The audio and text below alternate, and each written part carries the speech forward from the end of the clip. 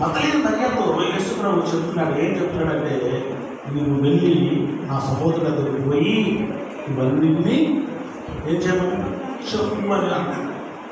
ఇక్కడ మీరు ఈ స్టోరీ చూస్తున్నప్పుడు మతలేని మరియ స్థితిగతులని మనకు తెలుసు. కొంతమంది స్త్రీలు యేసుప్రభుతో గడిపారు. వాళ్ళకు ఉన్నటువంటి డ్యూటీ ఏంటంటే యేసుప్రభు ఉపచారం చేస్తూ ఉండేవాళ్ళని. ఆయన ఎక్కడికి పోయినా ఆయన ఏం చేసేవాళ్ళంటే కొంచెం ఆతిథ్యాన్ని ఏర్పాటు చేస్తూ ఉండేవాళ్ళు. ఆహారం పెట్టడం, నీళ్ళు లేకపోతే సంథింగ్ చాలా మంది అది చేస్తూ ఉండేవాళ్ళు. మరి 10 మంది శిష్యులను పూజ చేసినప్పుడు స్త్రీలను పంపించలేదు.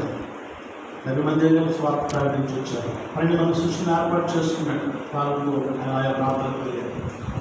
స్త్రీలు కూడా వెళ్తూ ఉంటాడు. కానీ కేవలము మరి దేవుని ఉపచారం చేస్తున్నట్టుగానే మాత్రం పడుతున్నాయి.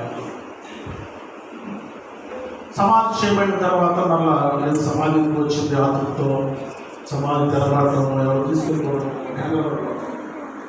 ఇక్కడ ఆమెకు ఉన్నటువంటి ధన్యత ఏంటంటే మతలేని మరియు అప్పటి వరకు కేవలం దేవునికి ఉపచారం చేసేది యశ్పావలు కలగడం, ఆయన సంధానము కలుపుకోవాలి.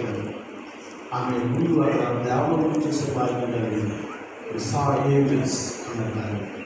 దాన్ని మీరు చూసినట్లయితే he was the first to see the risen Christ. Bible చెప్పింది ఏంటంటే యేసు పునరుత్థానమైనటువంటి దేవాతి దేవుని యొక్క మొదటిగా చూసింది మగ్దలేని దృష్టిలో చూడండి. ప్రియ దేవుళ్ళారా, ఆయన యొక్క ఆయన తాత సన్నిధానంలో నీతిని భక్తిని కనపరుస్తూ ఆయనకు ఉపచారం చేస్తూ ఆయన యొక్క నామమున జీవించినటువంటి కుమార్తె ఆమె మొదటిగా తిరిగి లేచిన దేవుడిని చూడగలిగింది. ఇంకా అడుగు చేరాల్సిందని చూస్తే the first to proclaim that she had seen the risen Christ. ఆమె అక్కడ మీరు చూసినప్పుడు చదువు ఒకసారి 20వ ఆ యొక్క యోహాను సువార్త 20వ అధ్యాయంలోకి వెళ్ళినప్పుడు ఏం చెప్తాను? 18వ వచనం, మగ్దలేని మరియ వచ్చి నేను ప్రభువును చూసితిని, ఆయన నాతో ఈ మాటలు చెప్పినని శిష్యులకు తెలియజేసెను. The first to see, the first to proclaim. చూడండి ఎంత ధన్యురాలైన ఒక స్త్రీ